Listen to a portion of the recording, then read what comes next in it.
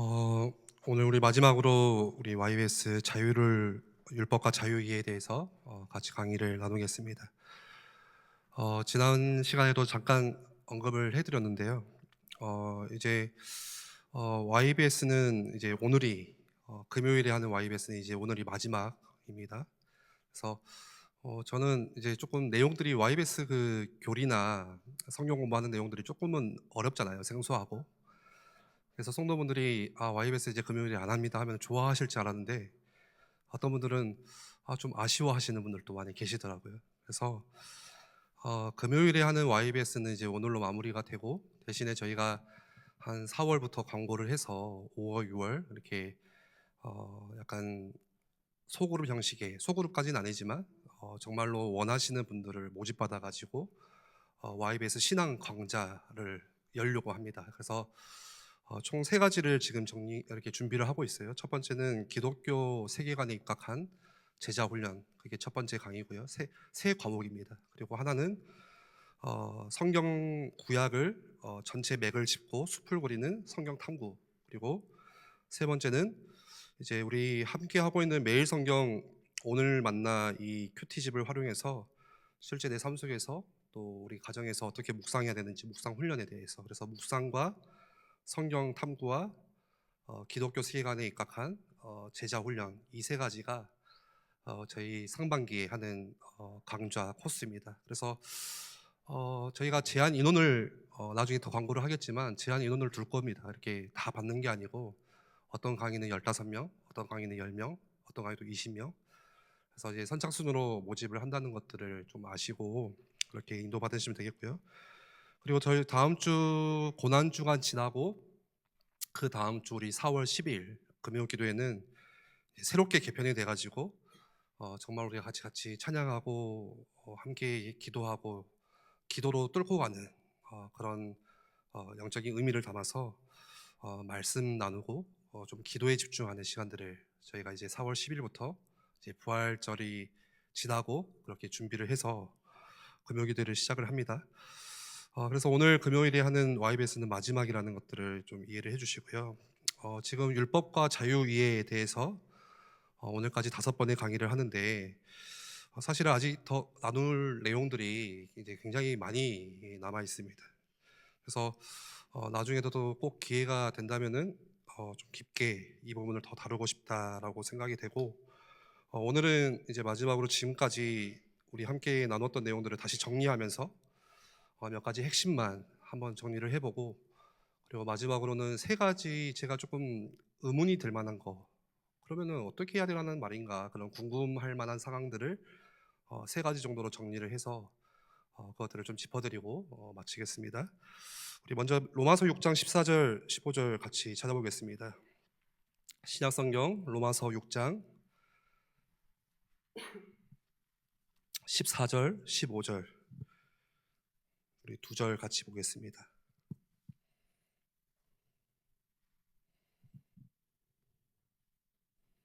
같이 읽겠습니다. 죄가 너희를 주장하지 못하리니 이는 너희가 법 아래에 있지 아니하고 은혜 아래에 있음이라. 그런즉 어찌하리요?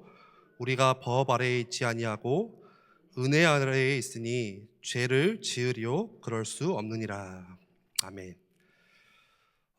첫 시간에 왜 율법과 복음, 이 복음이라고 하는 것은 여기서도 우리 14절 나왔듯이 법 아래에 있지 아니하고 은혜 아래에 있는 거, 그게 복음인데 율법과 복음을 우리가 잘 구분해야 되는 이유가 뭡니까?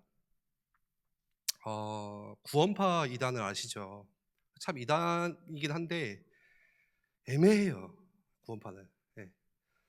그러니까 이 율법과 복음에 대한 구분이 없이 여러분 구원파 메시지를 들으면은 정말 은혜가 큽니다. 정말 은혜돼요. 많이 들었던 메시지예요. 그리고 왜 그런가 하면은 거기는 쉽게 말하면 안 좋게 좀 이렇게 극단적으로 말하면 방종이죠. 하나님의 은혜 다 괜찮다는 거예요. 그러니까 내가 구원받은 거에 대해서, 그러니까 항상 물어본 게 뭡니까? 언제 몇 날 며칠에 구원을 받았습니까? 거듭났습니까? 중생했습니까? 그게 이제 구원의 확신이 되거든요, 그 사람들에게. 그럼 그게 이제 확신이 됨으로써 나는 천국 개인 티켓을 얻었기 때문에 내가 뭘 하든 이렇게 살든 저렇게 살든 상관없이 내 구원은 취소되지 않는다. 그러니까 회개할 필요도 없다. 오직 그리스도의 피만 바르면 된다. 은혜면 된다. 음. 그래서 정말 무리를 많이 일으킵니다. 이게. 그런 이단에 빠지는 이유가 무지함 때문이죠. 영적인 무지함. 율법이 뭔지, 복음이 뭔지. 그래서 제가 첫 번째 강의 때도 누누이 강조했던 게, 여러분 복음이 정확하게 정리가 돼야 되는데, 우리는 이제 물론 쉽게 예수 그리스도 또 하나님 나라의 복음 이렇게 하는데, 이 복음이 가지고 있는 우리에게 주신 은혜가 무엇인지를 깊이 묵상해야 된다는 거예요. 나의 죄를 용서하셨다. 그냥 단순히 그냥 아담과 하와의 그 원죄, 운명과 저주, 거기서 나를 해결하셨다. 그냥 그런 단순한 면이 아니라 그 은혜가 내게 깊이 이해되고 경험되어질수록 우리는 올바른 신자다운 삶으로 살 수 있는 거예요. 그러니까 신앙이 요동치지 않아요. 여러분, 우리 매일 요동치잖아요. 저는 율법과 복음이 구분되지 않았기 때문이다라고 생각을 합니다. 예. 실제 우리 삶 속에서는. 그러니까 어떤 때는 막 올라갔다가 내려갔다가 그런 업앤다운 그런 슬럼프들이 자꾸 반복되는 거. 저도 그렇죠. 사역을 많이 하면 조금 업되고 좀 지치면 다운되고, 막 설교가 힘있게 나가서 막 성도들이 은혜 받으면 업되고, 오늘 제 혼자 생각에 설교 축 써버렸다 하면은 이제 막 다운되고, 막 한동안 한 일주일 동안 말도 안 하고 싶고요. 문제가 오면 막 업되고, 문제 없으면 또 문제 없으면은 뭘 하는지 모르겠네요. 어쨌든 문제에 따라서 막 올라갔다 내려갔다, 내가 조금 쓰임 받으면 올라갔다 내려갔다, 막 우리 그러잖아요. 캠프 많이 하시죠. 영접하면 막 올라가고 내려가고, 막 사역 막 그 사람이 막 구원 받으면 올라가고 내려가고. 그러니까 우리의 신앙이 현상이 자꾸 흔들려요. 네. 그걸 뭐라 할 수는 없죠. 우리는 연약하니까. 그래서 율법과 복음을 구분하는 게 참 중요하다는 게 핵심이고, 그런 가운데 그러면은 그걸 나눴죠. 하나님의 은혜 아래에 있다. 우리는 지난 시간에 죄에 대해서 뭐한 존재라고요? 죽었다. 죄에 대해서 죽은 존재다. 죄가 있어요, 없어요? 없어요. 네. 그리스도를 보시듯이 나를 보는 거예요. 그게 하나님의 은혜예요. 우리 권사님을 보는데 하나님께서 뭐를 보는 거예요? 권사님을 보는 게 아니고 그리스도를 보는 것처럼, 그러니까 하나님께서 뭔가 이게 딱 시신 거죠. 그리스도를 보듯이 나를 봐요. 내가 한 게 하나도 없는데, 주님의 공로로 말미암아, 예수님의 공로로. 그러면은 이제 그렇게 생각할 수 있어요. 그러면은 하나님의 은혜가 큰 곳에 죄가 있는 곳에 하나님의 은혜가 크다, 이 성경을 잘못 우리가 오해해서, 그러면은 죄를 짓고 살아도 괜찮은 거냐? 어떻게 해야 되는 거냐? 14절 오늘 읽었던 말씀에 바울이 답변하죠. 죄가 너희를 뭐 하지 못한다고요?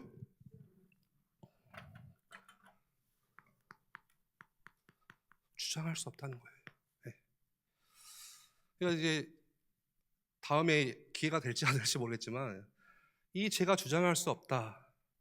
그 우리가 육신의 몸을 입고 살아가는 우리에게 우리가 죄 짓는 건 뭐냐? 이거는 이제 거기까지 가면은 이제 너무 오늘 내용이 많아지고, 어쨌든 핵심적으로만 보면은 죄가 더 이상 주장할 수 없다. 그러면서 뭐라고 합니까? 우리의 존재가 어디에 있다고요? 법에 있습니까? 법 아래에 있습니까? 은혜 아래에 있다고 하죠. 은혜. 너희가 법 아래에 있지 아니하고 은혜 아래에 있다. 죄가 나를 다스릴 수 없어요. 주관할 수 없어요. 그래서 15절 말씀에 그런즉 어찌하리요? 우리가 법 아래에 있지 아니하고 은혜 아래에 있으니 죄를 짓는다 안 짓는다? 죄를 지으려 그럴 수 없다라는 거예요. 그럴 수가 없다는 거예요. 쉽게 말하면 그거죠. 내가 은혜 아래에 있다고 해서 하나님의 은혜 아래에 내가 거했구나라고 해서 마음 놓고 그냥 마음대로 죄를 지을 수 없다라고 말하는 거예요. 말하자면 지금 사도 바울이 하는 이야기는 그거는 말도 안 되는 소리입니다라고 얘기하는 것입니다. 여러분 15절에 우리가 법 아래에 있지 아니하고 은혜 아래에 있다. 법이 아니라 은혜 아래에 있다는 것은 구원받은 신자가 지난 시간에 누구와 연합됐다 했죠? 예수 그리스도와 연합되었다. 왜 죄에 대해서 죽었습니까? 우리가 그런 존재가 됐습니까? 예수님이 죄에 대해서 죽으셨기 때문에 우리가 연합된 우리도 같이 죽은 거예요. 죄가 그런 존재라는 거예요. 연합이 구원의 최고의 축복이죠. 이 연합이야말로. 그래서 그리스도와 연합으로 말미암아 그 사람에 대한 죄의 문제가 이미 그리스도께서 십자가에서 죽으셨잖아요. 모든 죄를 이기셨고 죽이셨잖아요. 죄의 삭슨 사망. 그 죽음을 죽이셨다. 존 오웬이 그 이야기를 했거든요. 정말 멋있는 표현이에요. 죽음을 죽이셨다. 예수가 십자가에서. 그 죽으심 아래에서 모든 것들이 다 이루시고 완성되었기 때문에 율법의 마침표를 찍으셨어요. 끝내셨어요. 율법을 완성하셨어요. 예수님은 율법에 폐하러 오신 게 아니고 율법을 마침표를 찍으신 분이에요. 그렇죠? 그래서 하나님에 대해서 우리가 어떤 존재가 됐어요? 산 자가 되었고 죄에 대해서는 죽은 자가 되었다. 그래서 저와 여러분 신자는 그 하나님의 어마어마한 무한한 은혜 아래에 있는 존재라는 거예요. 여러분, 이거는 절대로 변하지 않는 진리입니다. 변하지 않아요. 우리 로마서 8장 한번 볼까요? 잘 아는 말씀인데 한번 같이 읽어보겠습니다. 읽을 때마다 은혜가 되죠. 37절에 39절 같이 읽어보겠습니다. 그러나 이 모든 일에 우리를 사랑하시는 이로 말미암아 우리가 넉넉히 이기느니라. 왜 그렇습니까? 39절 말씀에 내가 확신하노니 사망이나 생명이나 천사들이나 권세자들이나 현재일이나 장래일이나 능력이나 높음이나 깊음이나 다른 어떤 피조물이라도 우리를 우리 주 그리스도 예수 안에 있는 하나님의 사랑에서 끊을 수가 없으리라. 아멘. 제 아무리 사탄 마귀가 와서 우리 양심에다 대놓고 너는 죄인이야, 이성현 너는 죄인이야, 너는 죄인이야, 니가 것이 무슨 목사 죄인이야 너는 라고 할 수가 없어요. 주장할 수가 없는 거예요. 그거는 불가능한 거예요. 그거는. 그러니까 속지 말라고 하는 이유가 그겁니다. 아닌데 자꾸 우리는 죄인인 것처럼, 죄인이 아니라고, 죄에 대해서 죽은 존재라고 하는 게서 이미 끝내셨는데 자꾸 내가 죄인인 것처럼 사는 거예요. 속는 거예요. 양심이에요. 그런 사단이 가져다주는 어떤 참소에. 왜 그렇습니까? 나라는 존재가, 신자의 존재가 이미 그 죄에서 완전히 해방되어 벗어난 존재이기 때문에, 죄에 대해서 죽은 자이기 때문에. 그러니까 우리 로마서 6장 15절 다시 오시면 이 말씀을 한번 바꿔서 생각해 보세요. 예를 들어서 내가 법 아래에 있지 않냐고 은혜 아래에 있는 존재라고 했는데 반대로 바꿔서 생각해서 내가 은혜 아래에 있지 아니하고 내가 법 아래에 있는 존재라고 한다면은, 다시 말해서 율법 아래에 있으면 어떻게 되겠습니까? 여러분, 율법 아래에 있는 삶은요 비참합니다. 어떻게든지 내가 하나님께 인정받기 위해서, 내가 축복받기 위해서, 여러분 이미 복은 우리 다 받았거든요. 예전에 어떤 목사님 설교를 듣는데 참 맞다, 맞지 라고 생각됐던 게, 우리는 이미 은혜 안에 거하는 존재라는 거예요. 이 법 아래에 있지 않은 거고 은혜 아래에 있는 존재이기 때문에 더 이상 우리가 하나님께 구할 은혜는 없다는 거예요. 이미 모든 은혜를 다 받았기 때문에. 그런데 반대로 내가 은혜 안에 있지 않냐고 내가 법 아래에 있는 존재라고 한다면 어떻게 되겠어요? 끊임없이 우리는 뭐에 의존할 수밖에 없냐면 자기 행위와 나의 공로에 의존할 수밖에 없는 존재라는 거예요. 그런 삶을 살 수밖에 없다는 거예요. 은혜 아래에 있지 아니하면. 여러분, 그러면 어떻게 되겠습니까? 늘 내가 하나님께 복받기 위해서, 하나님께 잘 보이기 위해서, 내가 축복받기 위해서, 응답받기 위해서 열심히 해야 되고, 선행을 해야 되고, 최선을 다해야 되고, 막 해야 되는 거예요. 막 내 삶이 바쁘게 해야 돼요. 교회 생활, 신앙생활을. 우리 그렇게 많이 했잖아요. 지금도 하고 있고요, 간혹. 그런데 중요한 것은 그렇게 하지 못할 때, 여러분 맨날 그렇게 합니까? 내가 맨날 최선을 다해서 열심을 다해서 합니까? 지치잖아요. 힘들잖아요. 피곤해지잖아요. 그렇게 하지 못할 때가 훨씬 많잖아요, 우리는. 그러면 우리 신앙이 올라갔다 내려갔다 하기를 뭐에 의해서요? 이러한 것들에 의해서, 나의 주관에 의해서, 철저히 그냥 개인적인 주관, 내 느낌에 의해서, 이게 우리 신앙의 지표가 돼버렸네요. 혹은 내 행위에 근거해서 모든 신앙이 늘 왔다 갔다라고 한다면 그게 무슨 그리스도의 자유입니까? 그건 그리스도의 자유는 그럴 수가 없는 거잖아요. 오늘 설교로 여러분 듣지 마시고, 뭐 설교도 아니니까 내 삶을 한번 깊이 생각해 보셨으면 좋겠어요. 정말로 지금 내가 어떻게 신앙생활을 하고 있는지, 내가 어떻게 해왔는지. 여러분, 이거는 그리스도께서 너희를 자유케 하려고 주신 자유가 아니에요. 요한복음 8장 32절 말씀, 우리 지난 시간에 계속 다 다뤘던 말씀입니다. 뭐라고 하죠? 진리를 알지니 진리가 너희를 자유케 하리라. 행위와 공로가 우리를 자유케 하는 게 아니라 하나님 주신 그 진리가, 그러니까 우리가 진리를 알아야 되는 거잖아요. 우리가 어떻게 구원을 얻습니까? 하나님의 은혜죠. 그 하나님의 은혜로 구원을 얻는 그 방편이 뭐예요? 진리잖아요. 믿음은 들음에서 난다면서요. 진리의 말씀을 내가 들어야 되는 거예요. 그렇죠? 그 진리가 우리를 바꾸는 거예요. 깨닫게 하시는 거예요. 진리가 우리를 자유케 하신대요. 갈라디아서 5장 1절에는 뭐라고 합니까? 이것도 나눴던 말씀이죠. 그리스도께서 우리를 자유롭게 하시려고, 우리를 자유케 하시려고 그리스도가 오셨어요. 자유롭게 하시려고 자유를 그리스도가 주셨으니, 그러므로 굳건하게 서서, 어디서 서서요? 그리스도 안에서, 은혜 아래 서라는 거예요. 뭐를 매지 말라고 하죠? 종의 멍에를 매지 말아라. 그리스도가 우리를 자유케 하셨는데 자꾸 우리는 여전히 법 아래에 있는 사람과 같이 종의 멍에를 쥐고 산다는 거예요. 지금도 우리가. 그러니까 기쁨이 없어요, 신앙생활에. 저는 그거를 너무 많이 봐요, 제 스스로. 왜 기쁨이 없을까? 여러분, 언제 기쁘시죠? 저는 이제 뭐 아들 둘이 있으니까 아들 둘이 막 아빠 하면 기쁘죠. 또 할아버지 할머니들은 손주 보는 맛에 산다 하고, 또 뭐 내가 뭐를 바꿨을 때, 제가 핸드폰이 고장이 나가지고 뭐 몇 달 전에 핸드폰을 바꿨는데 기쁘더라고요.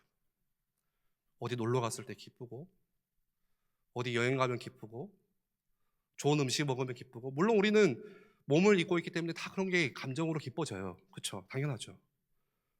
그렇지만 기쁘지 않을 때는 언제예요? 그런 것들이 없으면 우리는 기쁘지가 않죠.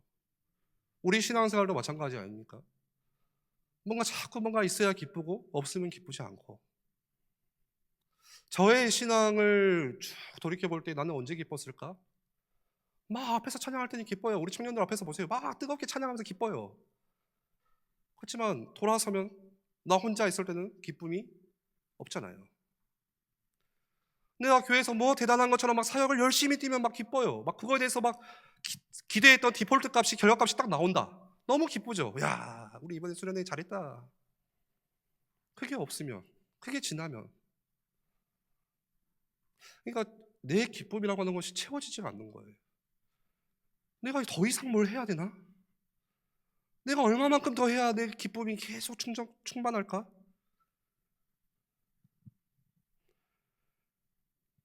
여러분, 멀리 생각하지 마시고 오늘 나 자신을 곰곰이 한번 깊이 생각해 보시기 바랍니다.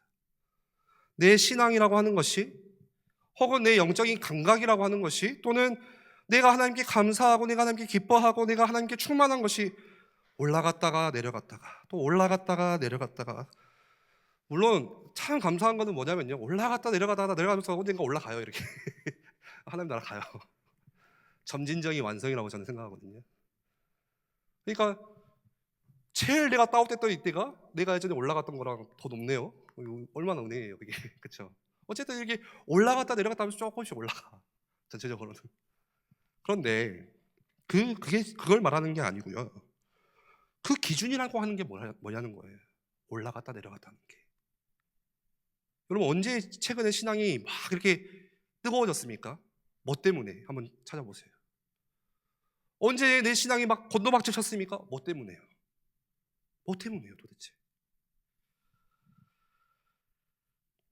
물론 문제가 와서 우리가 어려움을 당해서 내 믿음이 거두박질치는 그런 훅 떨어진 때가 있어요. 다윗도 그랬고 다 그랬어요. 믿음의 사람들도. 엘리야도 그랬잖아요. 우리가 성전이 같다고. 그리고 혹은 그게 아니라면은 주로 다 뭐예요? 내 주관이에요. 내 느낌, 내 행위가 기준이에요. 그게 내가 올라가고 내려가는 기쁨이에요. 내 기쁨의 기준이에요. 요즘 내 영적인 상태가 왜 그렇지? 막 혼자 생각하잖아요. 왜 요즘에 하나님 담임 목사님 말씀을 듣는데 또 막 은혜가 안 되지? 나 잘. 뭐가 안 되지? 막 자꾸 유튜브에 다른 메시지를 막 찾아 들어봤는데 좀 은혜 받는 것 같다 또 안 돼요. 잘. 왜 이렇게 요즘에 한숨이 많지 내가? 구원받았는데 왜 한숨이 많지? 왜 막 짜증나지 뭐가? 왜 이렇게 짜증날까요? 왜 이렇게 짜증나죠 우리는? 왜 이렇게 짜증내세요? 왜 이렇게 예민하세요? 어떤 분은 그래요. 제 원래 기질이 그렇더라고요. 어머니가 어렸을 때 저를 어디 뜨거운 데서 태어나가지고 그러면 기질이 아니잖아요. 왜 그럴까요? 그리스도께서 주신 자유를 내가 율법 아래에 있지 아니하고 은혜 아래에 있다라고 하는 것을 그 존재를 내가 모르기 때문에 그래요. 내가 이걸 잘 몰라요. 이게 모르면 안 됩니까? 물어볼 수 있잖아요. 몰라도 구원받을 수 있어요. 그렇지만 우리 신앙이 계속 곤두박질 칠 거예요. 계속해서 앞으로도. 이거 몰라도 여러분 구원받은 거 아무 문제 없어요. 하나님의 은혜로 애정된 자는 다 부르시기 때문에. 그렇지만 우리 신앙이 자꾸 곤두박질 쳐요. 첫사랑의 기쁨을 잃어버렸는데 잃을 수밖에 없죠. 연애할 때도 그 첫사랑을 우리는 다 잊고 사는데 눈에 보이는 그 사람에 대한 첫사랑도 그럼 하나님에 대한 첫사랑은 당연히 잊을 수밖에 없죠. 식어버리죠. 요한계시록의 7교회 같이 뜨겁지도 아니하고 차갑지도 아니하고 미지근한 그 상태가 와요. 여러분 율법 아래에 있다는 것은 그 삶은 비참합니다. 왜 그런가? 율법 아래에 있는 삶은요 드물게 나를 이 법 아래에 있는 삶은 드물게 나를 뭐 하게 만드냐? 나를 자만하게 만들어요. 나를 교만하게 만들어요. 율법 아래에 있는 삶은. 은혜 안에 있으면 그럴 수가 없죠. 율법 아래에 있는 삶은 나를 드물게 자만함으로 인도해요. 마치 그런 거죠. 내가 잘하는데 왜 저 사람은 못하지? 나는 이렇게 하는데 왜 저 사람은 안 하지? 율법 아래에 있는 자만으로 내가 지금 끌려가고 있는 거예요. 여러분 신앙생활하면서 그렇게 가는 건 정말 위험한 것입니다. 그런 우리 신앙생활이 바리새인처럼 되는 거예요. 그거는. 그러니까 교회 예를 들어서 그런 거예요. 뭔가 저 사람 어떤 사람 보니까 교회 잘 안 따라오는 것 같고 교회 행사 이거 중요한데 저 사람 뭐 잘 안 하는 것 같고 막 그것 가지고 야 저 사람 뭐 생명에 대한 뭐 그것도 느낌도 없냐 막 그렇게 혼자 생각하고 혼자 막 꽁 하고 있고 그런 뒷전에 있는 사람들이 미워지기 시작해요. 율법 아래 있는 자만이에요. 여러분 교회 일 많이 하시죠? 제가 가만 보니까 여기 계신 분은 다 교회에서 뭔가를 하시는 분들이에요. 성가대, 교사, 남녀전도회 임원, 산업선교회 또 뭐 있죠? 다 해요. 전도회 뭐 다 하잖아요. 하다 보면 그런 생각 들지 않으십니까? 저 사람은 왜 안 해? 왜 이걸 안 할까? 막 나는 막 뜨거워서 막 왜 안 할까? 나중에 막 화가 나기 시작해 갑자기. 저 사람은 뭐야? 율법 아래 있는 자만이 내가 그 속에 있다는 거예요 지금 내 상태가.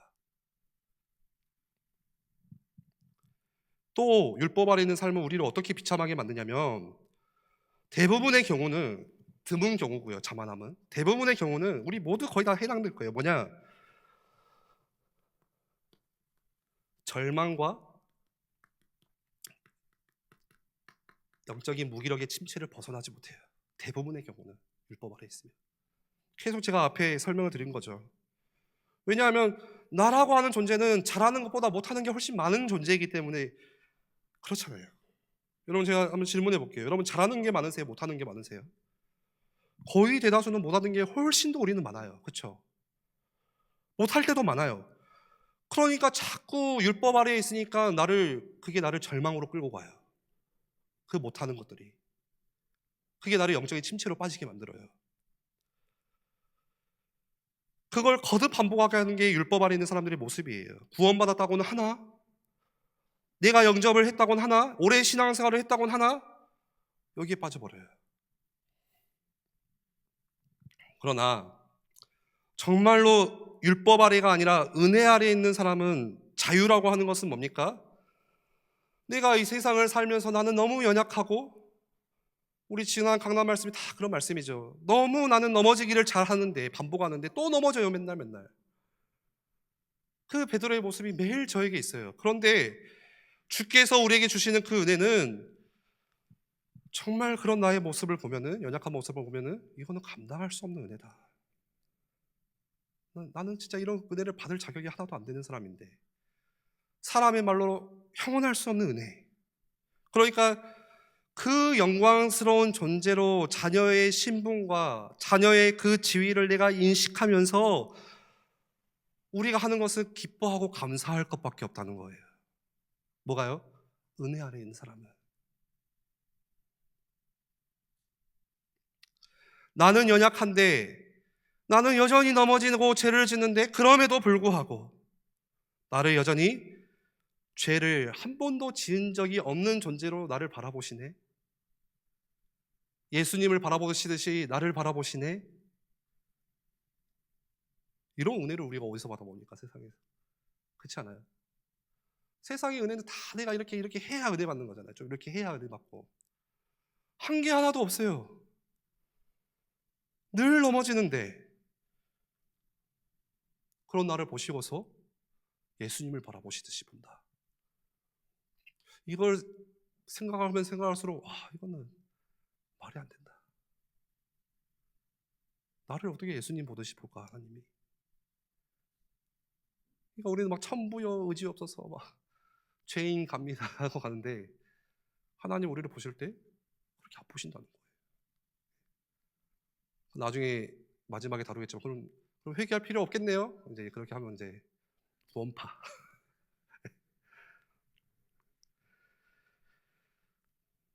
그 하나님의 완전하신 자비와 은혜를 늘 감사하고 기뻐하고 깊이 경험하는 거, 그게 우리 신앙이에요.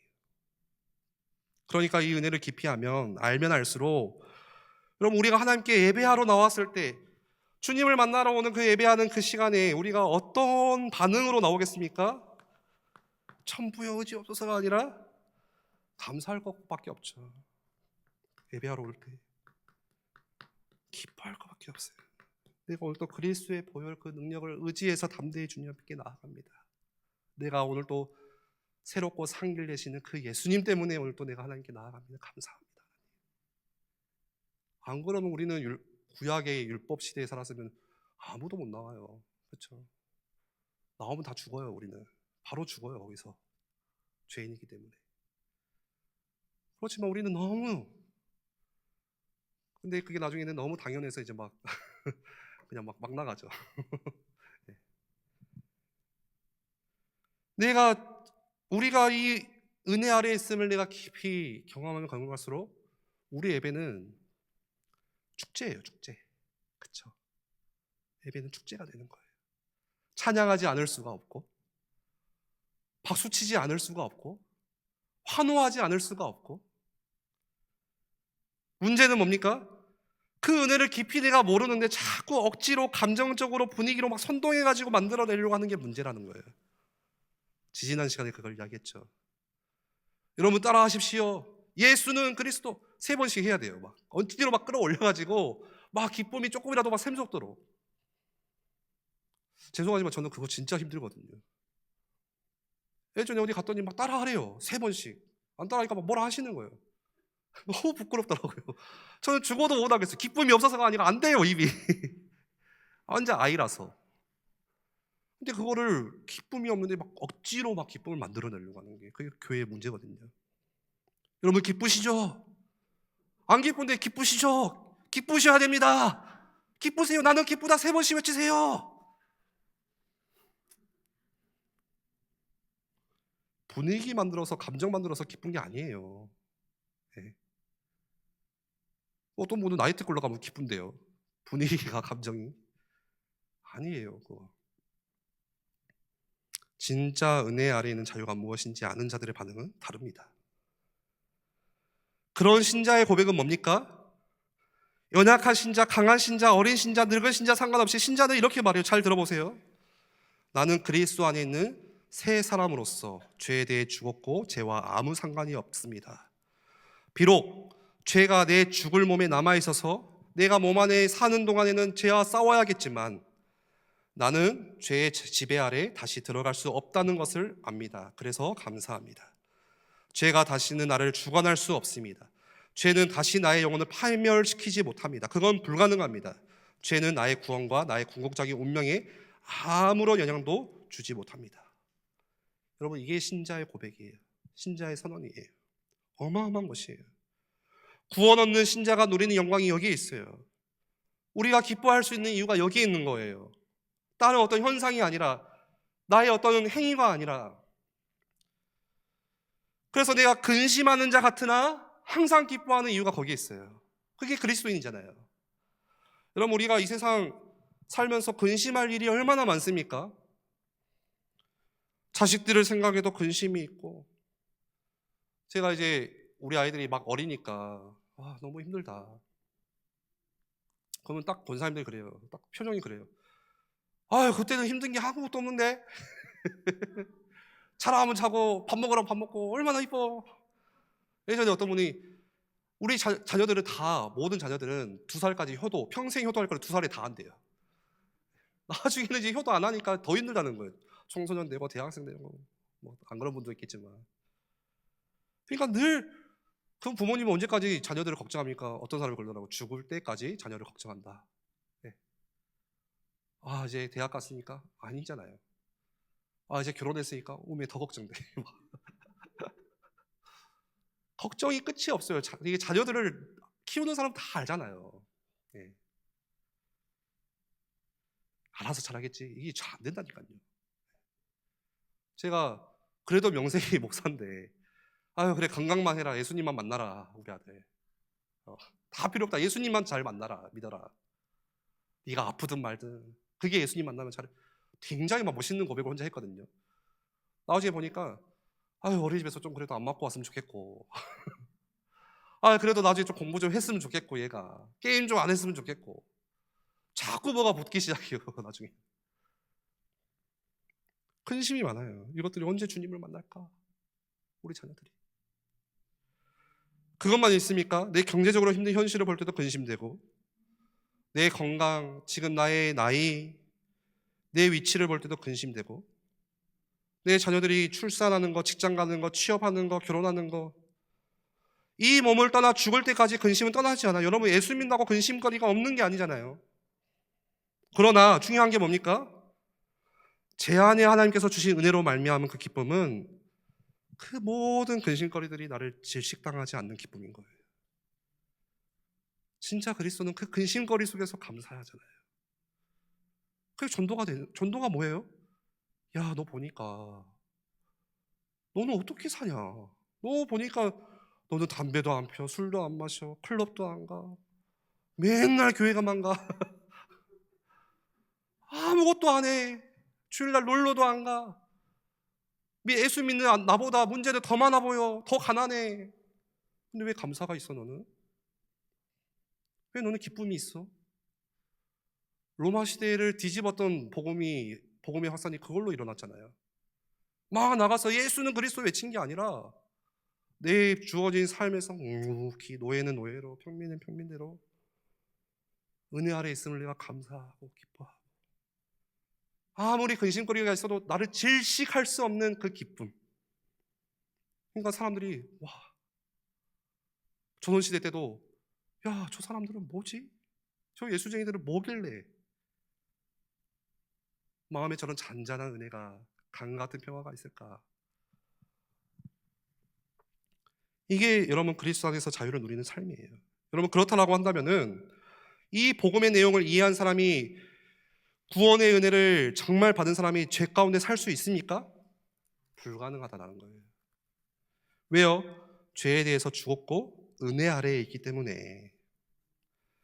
내가 새 생명 가운데 행하라고 그리스도와 연합하셨기 때문에.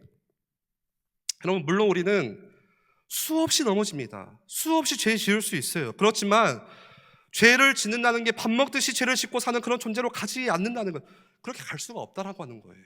은혜 아래 있다면. 진짜 신자는 놔버리지 않아요. 죄 가운데 나를. 성령님이 늘 우리를 중보하시고 끌어당기시는데요. 여러분, 그래서 질문이죠.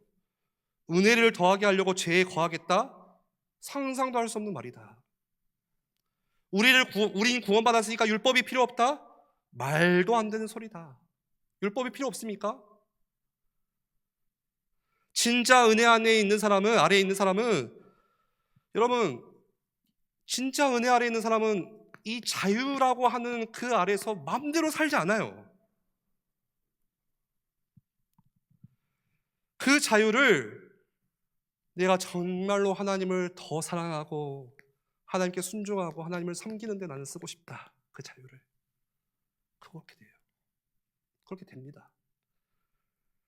그래서 시편 116편, 제가 요즘에 가장 좋아하는 말씀 중에 하나인데 12절에 내가 주신 모든 은혜를 내가 여호와께 무엇으로 보답할까? 아멘. 내게 주신 모든 은혜를 내가 여호와께 무엇으로 보답할까? 그게 자유로 누리는 삶이에요. 여러분, 마치 탕자가 아버지의 그 재산을 가지고 집을 나간 탕자가 허랑방탕하게 아버지 돈을 막 쾌락에 유흥에 다 써버리고 다 탕진하고 다 잃어버리고 무너진 탕자가 아버지 집으로 터벅터벅 걸어올 때 아버지는 그 탕자를 끌어안아서 멀리서 기다리신 그 탕자는 아버지는 끌어안아 입 맞춰주시고 그 탕자의 모든 빚을 다 갚아주시고 아버지는 그래도 그 탕자는 양심의 가책을 느껴서 아버지, 내가 아들로서가 아니라 저는 죄인이기 때문에 저는 종으로라도 아버지 집에 그냥 살겠습니다라고 하지만 종이 아닌 아들로. 종의 멍에를 매지 마, 내 아들아. 종의 멍에를 매는 율법 아래에 있지 않냐고 자녀라고 하는 그 은혜 아래에. 여러분, 그때 그 탕자 아들의 마음은 어떻겠습니까? 정말로 아버지께서 내게 주신 은혜를 안다라고 한다면 아, 좋다, 이제 내 마음대로 더 살아. 말도 안 되는 소리라는 거예요. 내가 이 아버지의 은혜에 어떻게 보답할 수 있을까? 종은 아니지만 나의 모든 빚을 다 갚아주신 그 아버지 은혜에, 그게 은혜를 아는 아들의 모습이에요. 참모습이에요. 이제는 그래서 내가 아버지만을 섬기겠습니다. 아버지 사랑합니다. 감사합니다. 기뻐합니다. 이걸 복음의 은혜라고 말하는 거예요. 이거를 복음의 은혜. 그러면 여러분, 내가 설교 듣기가 겁나고 아버지 말씀 듣기가 막 힘들고 성경 읽기가 겁나고 예수 믿는 게 겁나고 뭔가 하나님은 나를 책망하실 것 같고 내 모습을 보고 책망하실 것 같고 안 좋아하실 것 같고 하나님은 나를 늘 정죄하실 것 같고 이거 해라 저거 해라 하는 이야기들만 성경에는 있고, 이게 아니라 그 모든 말씀들이 그 안에 다 있지만 여전히 내가 그게 하고 싶어져요.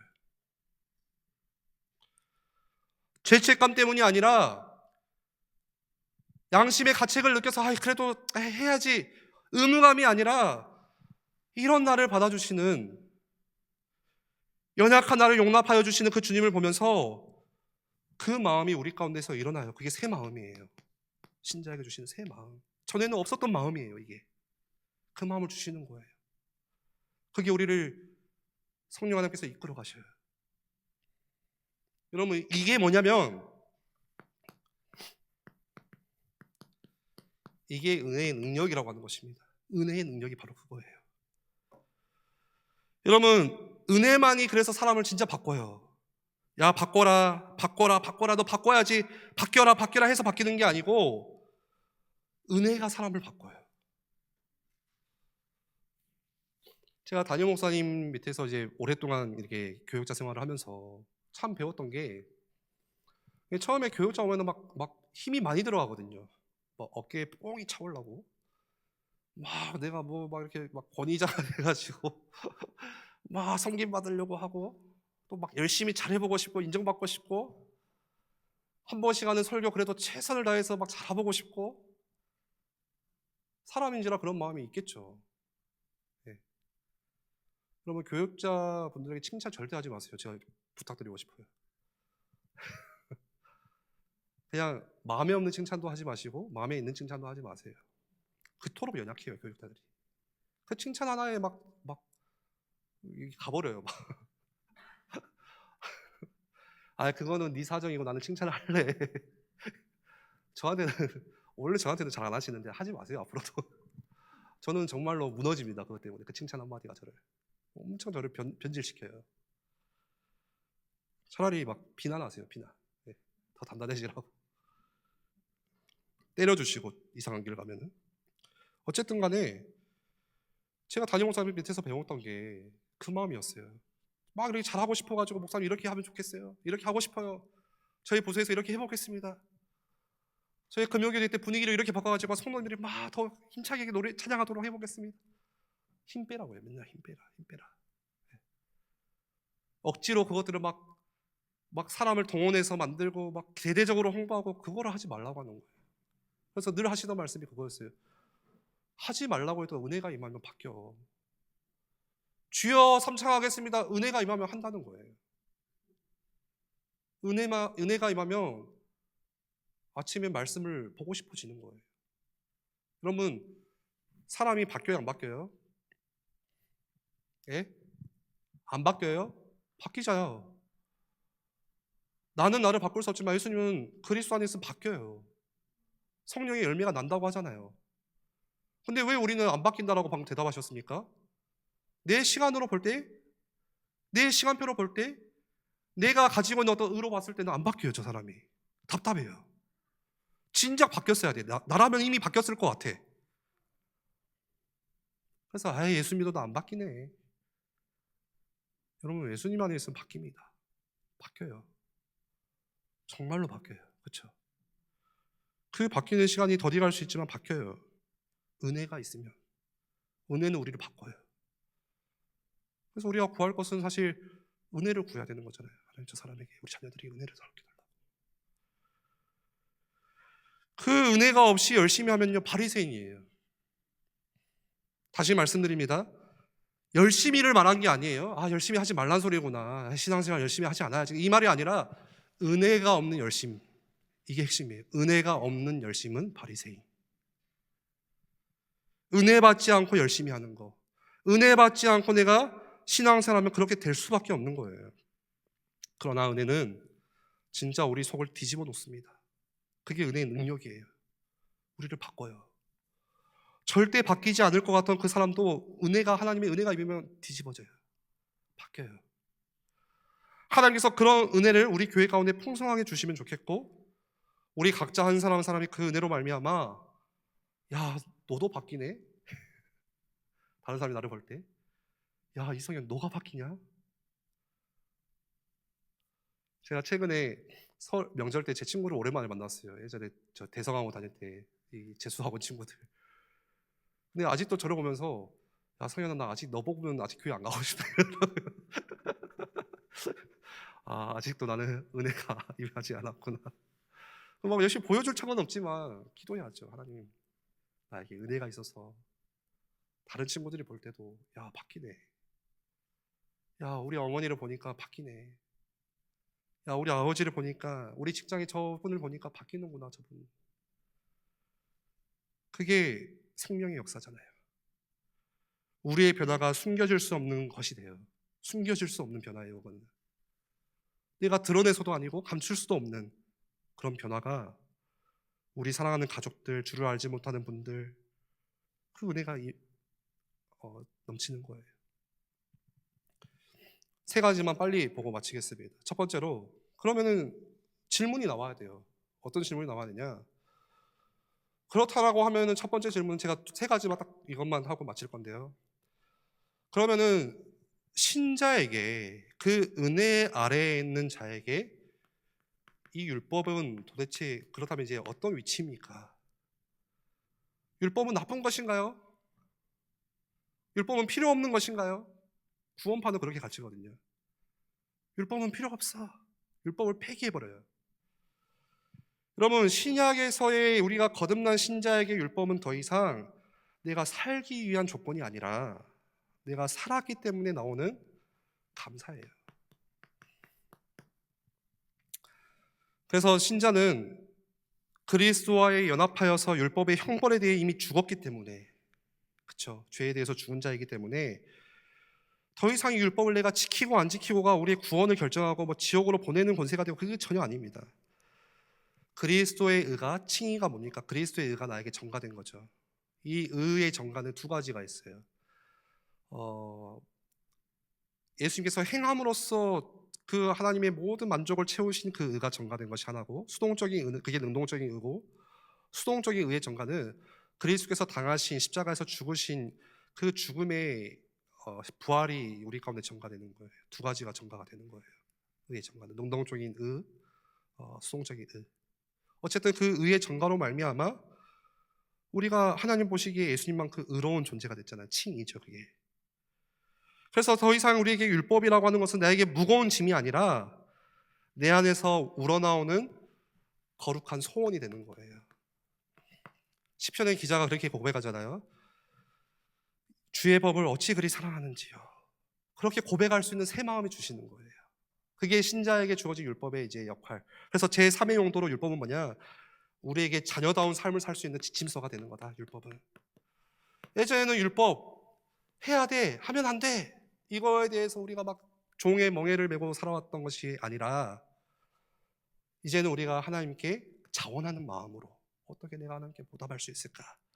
그래서 내가 정말로 하나님 자녀다운 그 삶을 살 수 있는, 내가 어떻게 아버지를 기쁘게 할 수 있을까 하는 그런 도덕법으로서의 지침.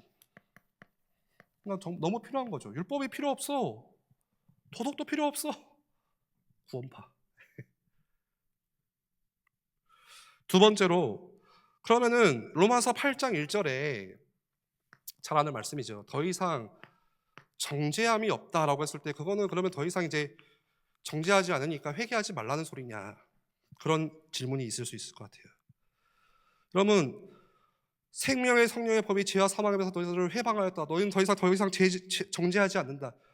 죄에 대해서 죽은 자이기 때문에, 이거는 여러분 복음의 선언이죠. 징수예요. 그런데 그게 자칫 사람들이 오해해서 회개하지 않아도 되구나, 방종으로 빠져버리는 것은, 그거는 심각한, 이건 올바르게 이해하지 못한 거죠. 하나님의 은혜에 대해서. 회개하지 않아도 됩니까? 결코 아니에요.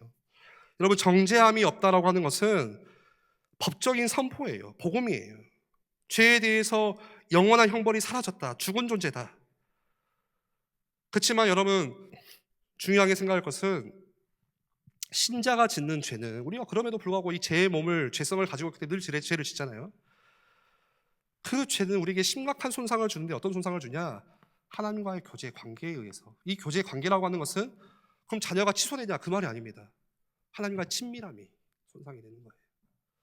그래서 여러분, 구분하셔야 됩니다. 구원과 교제는 달라요. 네. 구원은 취소되지 않아요. 교제든 취소되냐, 그 말이 아니라 하나님과의 관계, 거리는, 친밀함은 언제든지 멀어질 수 있고 가까워질 수 있고, 그 구원과 교제는 다른 거예요.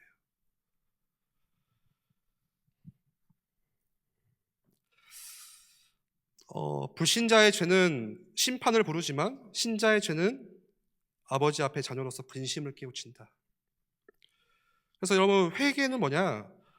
내가, 신자의 회개는 이제는 구원을 유지하기 위해서 몸부림치는 게 아니에요. 그러면 이걸 반대로 생각하면은, 구원이 유지되니까 회개하지 않아도 되냐, 이렇게 생각하시면 안 되고, 나를 사랑하여 주신 그 아버지의 마음을 내가 아프게 하고 있구나, 그 거룩한 어떤 부끄러움, 관계의 회복을 위해서 내가 자발적으로 돌이키는 거예요.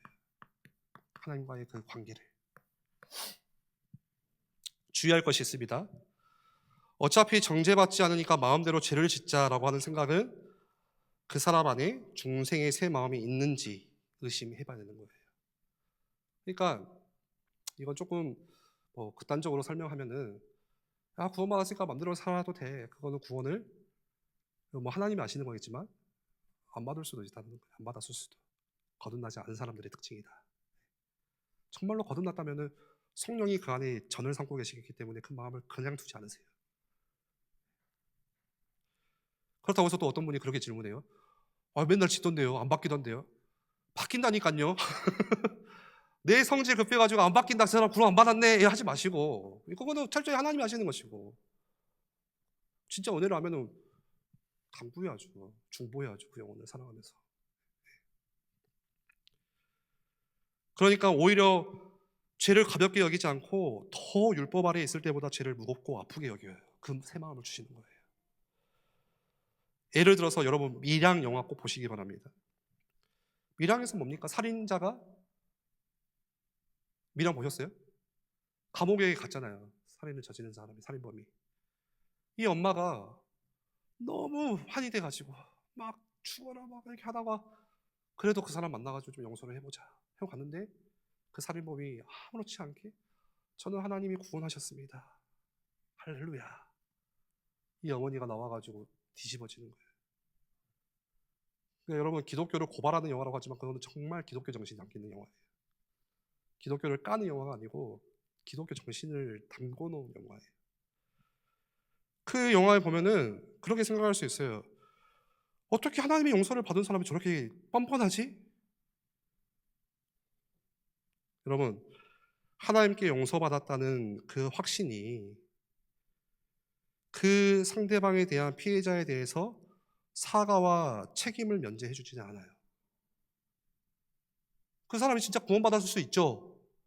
그렇지만 그 확신이 그 사람에게 대한, 피해자에 대한 사과와 책임까지도 면해주지는 않아요. 그러니까 성경에 보세요.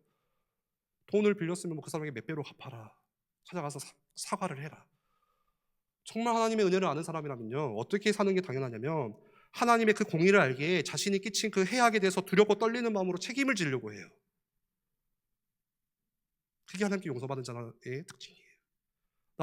하나님께서 나를 용서하셨는데 왜 너가 나를 정죄해? 이런 반응은 나올 수가 없어요. 그 영화가 주는 교훈이 뭡니까? 기독교적 용서가 하나님께서 용서하셨으니 끝이다가 아니라 하나님의 그 용서와 용납이 너무 크기에 나는 평생 죄인된 심정으로 피해자와 하나님 앞에 빚진 마음으로 나는 살겠다, 그 태도가 나온다는 거예요. 세 번째로, 그러면 우리가 앞으로 나아가야 될 신앙의 방향은 뭡니까? 마지막으로, 여기에 대해서는 여러분 두렵고 떨림으로 이 하나님을 경외하는 거죠. 두렵고 떨림으로 우리가 살아가는 것입니다. 이게 막 어떤 두렵고 떨림이라는 의미가 하나님이 나를 막 벌 주시면 어떡할까, 그 두렵고 떨림과 전혀 다른 의미죠. 경외가 그거죠. 그래서 우리 신앙은요, 하나님의 나라도 같은 개념이에요. 이미와 아직의 개념으로 이해하셔야 됩니다. already 그리고 not yet. 뭡니까? 하나님께서 우리에게 구원의 확신 가운데서 칭하셨어요. 그거는 이미. 그렇지만 아직은, 이게 칭이라면은 이거는 성화의 개념으로 우리가 죄의 몸을 입고 살아가는 순간에 맨날 죄의 유혹 가운데 빠지고, 그 죄의 유혹만 빠지니까 사단은 또 계속 그걸 통해서 우리를 속이고 유혹하고. 그래서 이미와 아직, 그 가운데서 우리가 나아가는 여정입니다, 우리 신앙의 방향은. 그래서 확신 가운데 거하셔야 돼요. 어디서요? 절대 죄가 나를 삼킬 수 없다, 나는 죽은 존재야. 사단 마귀가 나를 절대, 여러분 영적, 지난 수요예배 때 배장희 목사님이 말씀하셨죠. 하나님의 통치권 아래에서 사단도 공격하는 거예요. 정말 맞습니다. 이원론적으로 생각하시는 게 그게 오류예요. 그게 이단이에요. 우리 가끔 보면 땅나밟기를 해요. 그러면 여기는 무속인들이 많이 살아, 여기는 불교가 많아, 사단의 나라, 딱 이원론적으로 정해버리고, 다 그래서 막 예전에 그랬잖아요. 막 불교 갖고 막 불쌍을 다 버려쳐버리고 막. 예전에 배장희 목사님 저랑 이제 고신대 다닐 때 교회 가다가 오는 길에 그 뭐죠? 등, 석가모니 석가탄 신일 때 등 달잖아요. 등 막 돌려차기 하고 막 곡수를 했거든요. 막 다 사다 물러가라 했는데, 그렇게 해서 물러가는 게 아니고 모든 게 하나님의 통치예요. 우리는 딱 잘라가지고 여기는 하나님의 나라, 여기는 세상 나라, 여기는 하나님의 나라, 여기는 사단의 나라, 저 막 이렇게 이상한 문제인 많은 저 지역은, 오범 지역은 사단의 나라. 그러면 그거는 뭐냐, 어떤 우리가 있냐, 하나님과 사단을 동일시하는 거예요. 이미 끝났는데요. 그래서 두렵고 떨림으로 어떻게 합니까? 사단이 나를 속일 수 있지만 내가 사단의 지배 아래 들어가진 않는다. 그래서 내 감정이 흔들릴 때 이 약속의 말씀을 끝까지 나를 지키시는 그 약속 붙드시고 나아가는 것입니다. 그러면서 새 마음의 소원을, 하나님을 내가 어떻게 기쁘게 할 수 있을까? 내가 이 받은 은혜를 어떻게 보답할 수 있을까? 그 새 마음을 따라, 성령님을 따라서 행하는 것, 그게 죄의 권세를 이기는 실제적인 능력이 되는 거예요. 그래서 마지막으로 두렵고 떨림으로 구원을 이루십시오. 그리스도의 구원이 약합니까? 좀 연약하니까 우리가 더 이루어야 됩니까? 그 의미가 아니에요. 여러분, 구원은 절대 취소되어 안 돼요. 내가 너를 구원해줬는데 네 사는 거 한번 보니까 취소. 알미니안이 구원 취소를 많이 말하는데 사실 그거는 우리가 좀 잘못 알고 있는 거고요. 왜 그때 당시에 구원 취소를 말했냐면은 하나님의 값싼 은혜에 대해서 너무 방종하니까. 그러니까 종교개혁 이후에, 칼빈 이후에 사람들이 야 그렇지, 이신칭이 구원으로 말미암아 우리가 은혜를 통해서 구원 얻는 거야. 와, 그 은혜가 너무 커가지고 값싼 은혜가 돼버린 거예요. 그러니까 방종하고 이 율법과 복음을 전혀 구분하지 못하고 막 그냥 마음대로 지멋대로 살고. 그래서 그 반대쪽에서 이야기한 게 야 너네 그렇게 살면 안 돼. 진짜 은혜를 안다면 그렇게 살면 안 돼. 그거를 강조하다 보니까 어디까지 가버린 거예요? 나중에 구원이 취소된다라고 하는 조금 잘못된 걸로 간 거죠. 그래서 두렵고 떨림으로 구원을 이루어간다는 것은 그 그리스도의 구원이 약하다 그게 아니라, 구원을 이룰까봐 내가 공포 가운데 떤다 그게 아니라, 엄청난 은혜를 주신 그 하나님에 대한 거룩한 경외감을 가지고 나는 살아간다. 예수님을 닮아가는 삶. 조금 유익하셨습니까? 네, 열심히 한다고 했는데 혹시 질문 있으시면은 마이크 드릴까요? 질문하실래요? 아니면 저한테 문자 보내주세요. 좀 이게 조금 뭔가 찝찝합니다. 잘 모르겠습니다. 그러면은 제가 박광주 목사님 한번 연결시켜드리겠습니다. 저보다 훨씬 식견이 높으신 감사합니다. 우리 한번 같이 기도합시다. 길이 없고 답이 없고 소망이 없는 우리에게 하나님께서 길이 되시고 답이 되시고 소망이 되시고, 우리의 어떤 행위를 따라서 저희를 보지 않으시고 그리스도 안에서 저희를 무한히 용납하시고 사랑하시고 은혜를 베푸시는 것. 여러분, 우리가 그 은혜를 더 알게 해달라고, 아니 그 복음의 은혜의 능력을 더 경험하게 해달라고, 그래서 우리의 삶이 정말로 은혜로밖에 설명할 수 없는 삶이 되게 해달라고, 그 은혜가 저희를 변화시켜 주시고 그 은혜가 저희 자녀들을 변화시켜 주시고 그 은혜가 나에게서 그치지 않고 믿지 아니하는 우리 가족과 친구들에게 증거되게 하시고 땅끝까지 열방까지 하나님의 영광을 인정하는 날까지 하나님 우리를 통해서 흘러가는 하나님 우리 그런 교회 될 수 있도록 역사해 달라고 함과 같이 기도하겠습니다.